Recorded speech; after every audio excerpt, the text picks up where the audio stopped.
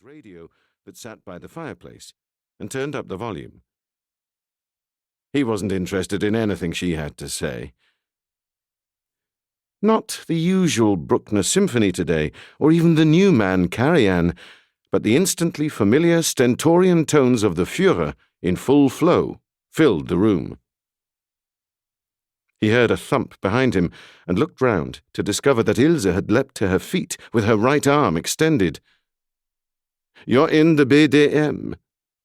He should have realized. Almost every girl of her age would be a member of the Bund Deutscher Mädel, the female equivalent of the Hitlerjugend, the Hitler Youth.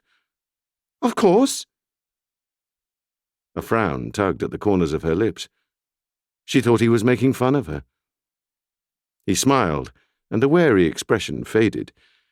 "If I'd known, I would have painted you in uniform." "Perhaps next time." She let him know she liked the idea. "The Führer is speaking in Berlin."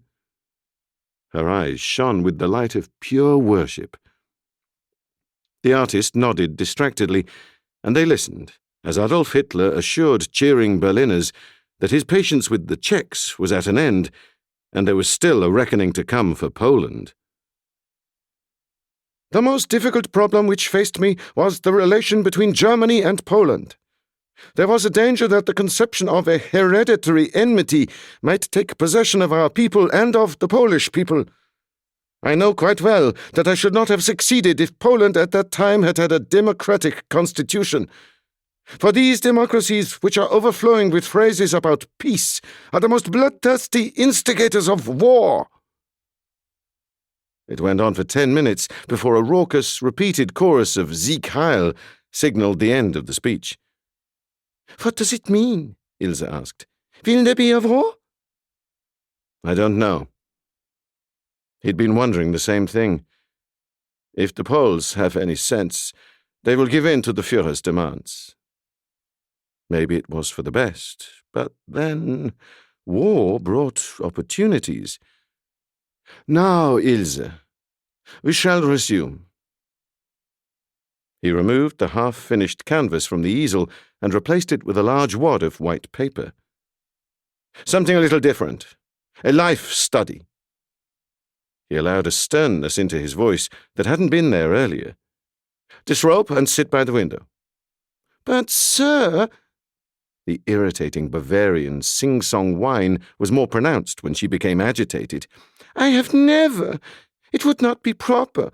My family—" Her family, according to Ilse, was scraping a living on a ramshackle smallholding up some valley outside Bad Tölz, and couldn't care less about her. Her false reluctance could only be a negotiating ploy. "You need not concern yourself with your virtue," his voice softened, "nor even your modesty. I am an artist, and you are my model. An artist looks beyond the reality. He sees only shape and form. However," he conceded gracefully, "I note your concern, and will be willing to pay a little extra." With a show of reluctance, the girl agreed to accept an additional 1 mark 50 and disappeared into the bedroom. A few minutes later, she shuffled back into the room naked, with her hands covering her breasts. "Yes," he said, encouraging her to the cushioned seat. "Just there. Now, angle your body towards me, so the sun catches your breasts. Hold your chin up and direct your eyes towards the window." She shuffled until she was in the position she thought he wanted. He studied the composition carefully and picked up a piece of charcoal. No, it wouldn't do, and he didn't hide his irritation. "Cross your feet. No. Keep your knees slightly apart. Good. Left hand on your upper thigh, and let the right hang by your side." Satisfied, he began to draw. She had an almost boyish figure, yet with the unmistakable curves of the female form.